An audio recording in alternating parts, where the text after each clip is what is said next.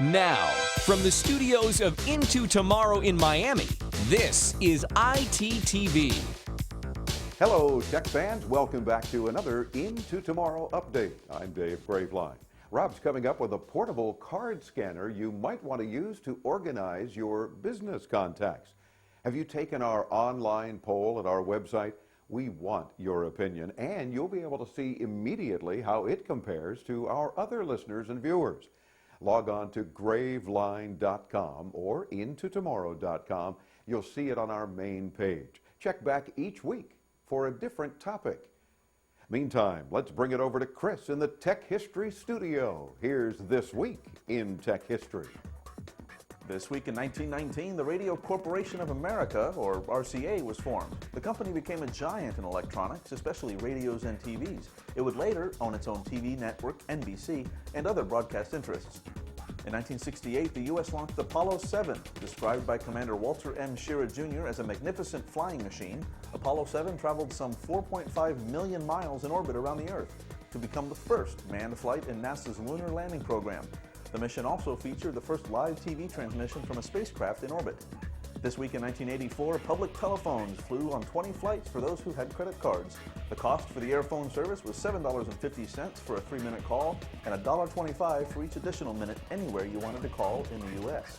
And this week in 1985, Intel introduced the 32-bit 8386 microcomputer chip. It was the first of the series to handle 32-bit data sets. It ran at clock speeds of up to 33 megahertz, which was blazingly fast in 1985. That's our look back at This Week in Tech History. Thanks, Chris. Informative as always. Hey, what happened to your goatee? That's why you look younger. Are you overwhelmed with the pile of business cards laying around your desk? Rob's up next with a portable device that just may help you tame them.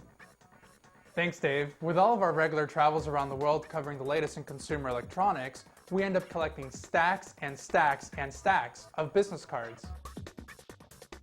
What do you do with them all? Sure, it's easy just to toss them, but one day you'll need to contact one of these people and you won't have their info because you can't find their card.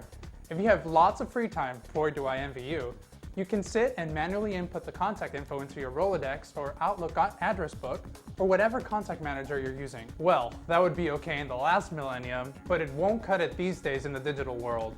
During our broadcast from New York City at Showstoppers for the digital holidays, Dave had a chance to interview Jeff Swain from CardScan, and he left us with a very practical business card scanner.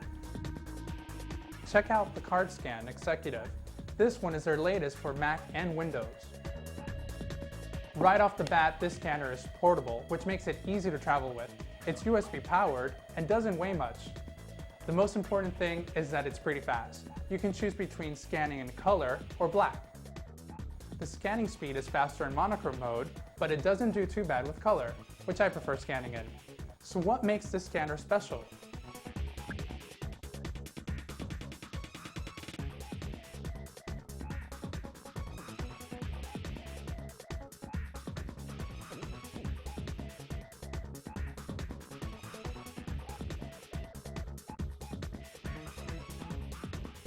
For starters, with the CardScan software, you're able to drag and drop contact info from email signatures and even websites. Saves you from copying and pasting.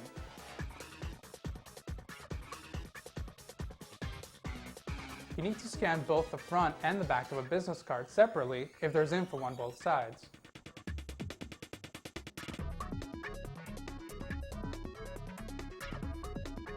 The CardScan handles OCR, or optical character recognition, so it captures all the text on the business card.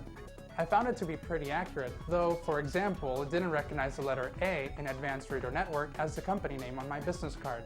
However, it's easy to fix any errors, and you can even add more info to each contact. They make it easy to sort and search your contacts. You can put individuals into categories and even create your own categories. I found that helpful, and check out how you can view your contacts.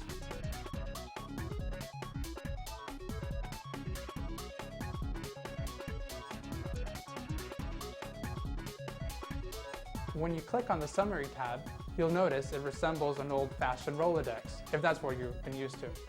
It shows a scanned business card below the contact info. Pretty cool. One of the cool things is their At Your Service program, where you can back up your contacts safely online for free after you register your device.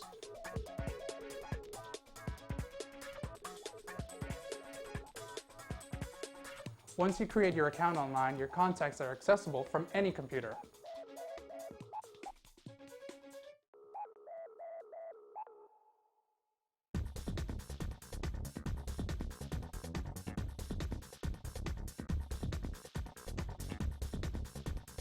I enjoyed scanning my collection of business cards with a CardScan, and we're planning to travel with it from now on to hopefully get a head start on sorting the business cards we collect at the different trade shows and press events we attend before we get back to my office.